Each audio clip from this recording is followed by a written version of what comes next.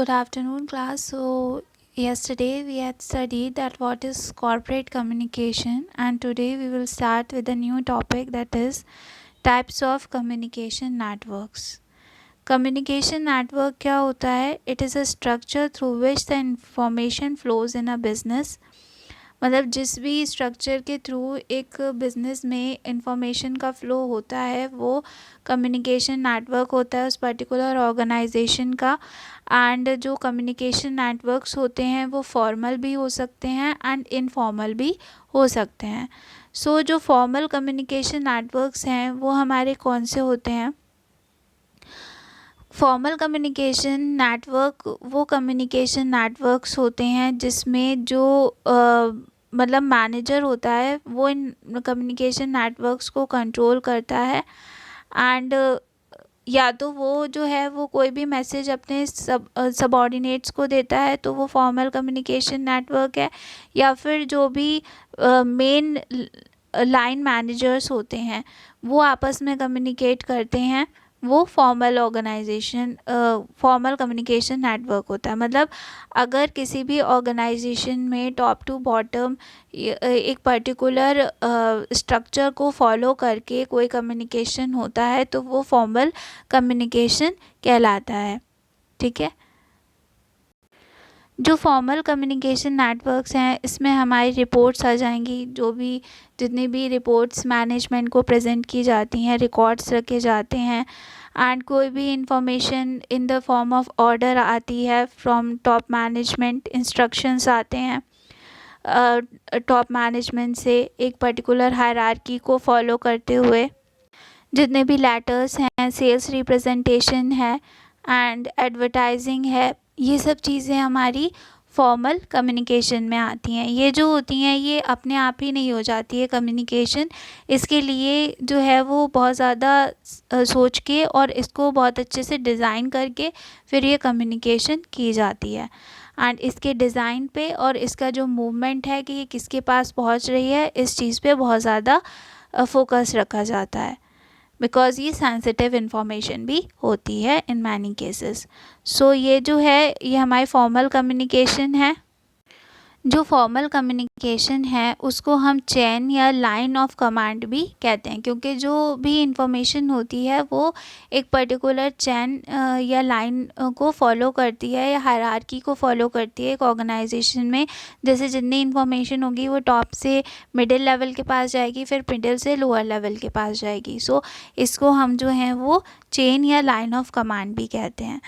सो formal communication networks के कुछ types होते हैं and these are as follows. First is single chain. Single chain में क्या होता है? सिंगल चेन कम्युनिकेशन नेटवर्क जो है वो सुपीरियर और सबऑर्डिनेट्स के बीच में होता है, क्योंकि जो सुपीरियर और सबऑर्डिनेट होते हैं उनके बीच में बहुत सारे लेवल्स होते हैं एक ऑर्गेनाइजेशन के अंदर। तो हर इंडिविजुअल जो है वो कैसे कम्युनिकेट करता है आपस में, वो डिफरेंट लेवल्स के थ्रू ही कम्युनिकेट करता है। तो इसमें जितनी भी इंफॉर्मेशन आएगी वो टॉप लेवल जो सबसे टॉप पे मैनेजर है उससे, फिर उसके नीचे जो मैनेजर होगा मिडिल लेवल पे उसके पास आएगी, फिर वो उसके पास से लोअर लेवल के पास जाएगी। या अगर लोअर लेवल से कोई भी सजेशन आ रहा है, रिपोर्ट आ रही है, तो पहले मिडिल लेवल के पास आएगी, फिर वो टॉप लेवल के पास जाएगी। तो जो सिंगल चेन है वो एक पर्टिकुलर चेन का यूज़ करके उसमें कम्युनिकेशन होता है टॉप टू बॉटम, और ये बहुत ही ऑर्डरली कम्युनिकेशन होता है, बहुत ही ऑर्डर में इसमें कम्युनिकेशन होता है और इसे हम ईज़िली कंट्रोल भी कर सकते हैं। ओके, एंड हम ये जो कम्युनिकेशन है वो मोस्टली ब्यूरोक्रेटिक ऑर्गेनाइजेशंस में ही इसे पाया जाता है, जहाँ पे सारा कंट्रोल जो है वो टॉप मैनेजमेंट अपने पास रखना चाहता है। ठीक है, नेक्स्ट इज़ व्हील। जो नेक्स्ट हमारा फॉर्मल कम्युनिकेशन है वो है व्हील। तो व्हील क्या है? अब जो हमारा ये व्हील है इसमें क्या है कि जितने भी सबऑर्डिनेट्स हैं वो क्या करते हैं, वो अपने सुपीरियर से ही डायरेक्टली कम्युनिकेट करते हैं। ठीक है, ये आपस में कोई कम्युनिकेशन नहीं करते हैं। ठीक है, इसलिए यहाँ पे कोई भी जो है वो ऑर्डर या चेन नहीं है। कम्युनिकेशन की। और यहाँ पे जो मेन प्रॉब्लम आती है वो कोऑर्डिनेशन की होती है कि सब लोग सिर्फ जो हैं वो किससे सुपीरियर से ही कम्युनिकेट कर रहे हैं, आपस में वो कुछ कम्युनिकेशन नहीं कर रहे हैं। तो उन्हें नहीं पता होता है कि दूसरा जो पर्सन है वो क्या वर्क कर रहा है, वो आपस में कोऑर्डिनेट होके नहीं चल पाते हैं। Next is the circular communication में जो कम्युनिकेशन होता है वो सर्कल में मूव करता है। हर पर्सन जो है वो अपने एडजॉइनिंग पर्सन से कम्युनिकेट कर सकता है एंड इस नेटवर्क में कम्युनिकेशन जो है वो बहुत ज़्यादा स्लो होता है। जैसे ये जो पर्सन है वो इस पर्सन से और इस पर्सन से कम्युनिकेट कर सकता है, ये पर्सन इससे कर सकता है एंड इससे कम्युनिकेट कर सकता है। तो जो भी उनके आप पास में एडजॉइनिंग पर्सन्स हैं जिनसे वो जुड़े हुए हैं, जो उनके पास में वर्क कर रहे हैं, वो उनसे कम्युनिकेट कर सकते हैं। तो अगर मान लो कि ये जो पॉइंट है, ये वाला जो पर्सन है, इसको इससे कम्युनिकेट करना है, तो ये पहले इससे कम्युनिकेट करेगा, फिर ये इसको वो इंफॉर्मेशन प्रोवाइड करेगा। ऐसे ही अगर इस पर्सन को कम्युनिकेट करना है इस पर्सन से, तो पहले या तो वो यहाँ से कम्युनिकेट करे, फिर ये यहाँ पे पॉइंट जाएगा, फिर वहाँ से, फिर अगर ये इन्फॉर्मेशन जो है वो वापस से जो है वो इसको भी पहुँचानी है, तो वो पूरा सर्कल फॉलो होगा।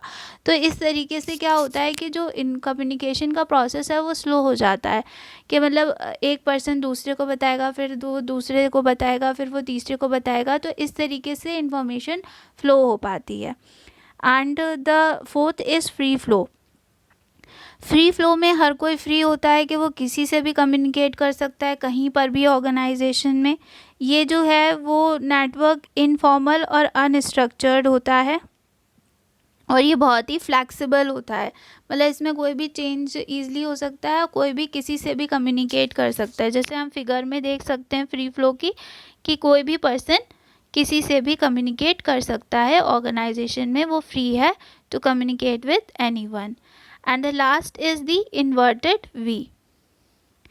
इसमें क्या होता है कि जो एक इंडिविजुअल है वो कम्युनिकेट कर सकता है अपने इमीडिएट सुपीरियर से एज वेल एज अपने जो सुपीरियर का सुपीरियर है उससे। इसमें क्या होता है कि जो मतलब ये जो कम्युनिकेशन होता है वो फास्टर हो जाता है। जैसे अगर मान लो मैं सबऑर्डिनेट हूँ, मेरे ऊपर 2 सुपीरियर्स हैं, तो मैं अपने सुपीरियर से भी कम्युनिकेट कर सकती हूँ। मैं चाहूँ तो डायरेक्टली भी मैं जो सबसे ऊपर अथॉरिटी है उससे कम्युनिकेट कर सकती हूँ, मुझे उसके लिए अपने सुपीरियर को बताने की ज़रूरत नहीं है। तो यहाँ पे कम्युनिकेशन प्रोसेस हमारा फास्ट हो जाता है। तो कम्युनिकेशन के हमने फॉर्मल कम्युनिकेशन के जो टाइप्स पढ़े उसमें सिंगल चेन था, यानी कि जो पूरा टॉप टू बॉटम जितनी हायरार्की है उसको फॉलो करके ही कम्युनिकेशन होता है। व्हील में क्या होता है कि वो जो भी लोग हैं वो सिर्फ अपने सुपीरियर से ही कम्युनिकेट करते हैं, वो आपस में कम्युनिकेट नहीं कर सकते हैं। सर्कुलर में क्या होता है, सर्कुलर में जो एडजॉइनिंग पर्सन्स हैं वो उनसे कम्युनिकेट कर सकते हैं। एंड फ्री फ्लो में किसी से भी कोई भी कम्युनिकेट कर सकता है। एंड इन्वर्टेड वी में क्या होता है कि हम अपने सुपीरियर से और सुपीरियर के सुपीरियर से भी कम्युनिकेट कर सकते हैं। नाउ अब इसकी कुछ मेरिट्स और डीमेरिट्स भी हैं। सो मेरिट्स क्या हैं इसकी?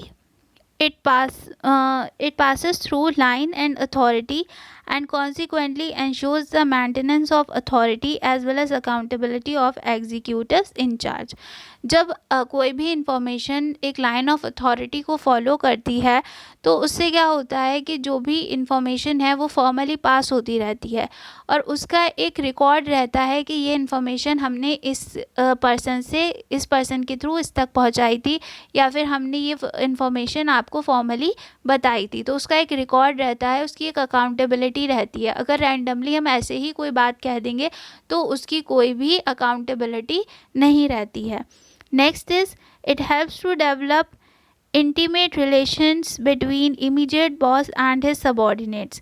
जो भी बॉस है एंड सबॉर्डिनेट्स हैं उनके बीच में अच्छे रिलेशनशिप्स बन सकते हैं। जैसे हमने बताया था कि ये जो व्हील पैटर्न है या इन्वर्टेड वी है या फिर सिंगल चेन है, तो मतलब जो भी हमारा इमीडिएट बॉस है, हमारे ऊपर जो पर्सन है, उससे हमारे अच्छे रिलेशनशिप्स बन जाते हैं क्योंकि हम उससे फ्रीली कम्युनिकेट कर सकते हैं।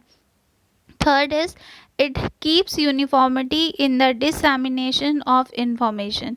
जो भी इंफॉर्मेशन है वो सारे लेवल्स को पास करती हुई जा रही है, तो एक यूनिफॉर्मिटी मेंटेन रहती है। जब इंफॉर्मेशन स्प्रेड होती है, कोई भी इंफॉर्मेशन कहीं पे मिस नहीं होती है। And last is it is an officially recognize path of communication. मतलब ये जो कम्युनिकेशन का पाथ है ये ऑफिशियल है। जो भी इससे इंफॉर्मेशन जाती है वो एक पर्टिकुलर किसी भी डायरेक्शन में जाती हो, वर्टिकली, हॉरिजॉन्टली या लैटरल, ये वो इन्फॉर्मेशन को ऑथेंटिक माना जाता है। ऐसे ही कोई इन्फॉर्मेशन जाती है तो उसको ऑथेंटिक नहीं माना जाएगा। डीमेरिट्स की हम बात करें तो पहला है कि वर्कलोड अलग अलग मैनेजर्स का बढ़ जाएगा क्योंकि जो इन्फॉर्मेशन है वो सबके को थ्रू जाएगी, चाहे वो उनसे रिलेटेड हो या नहीं हो।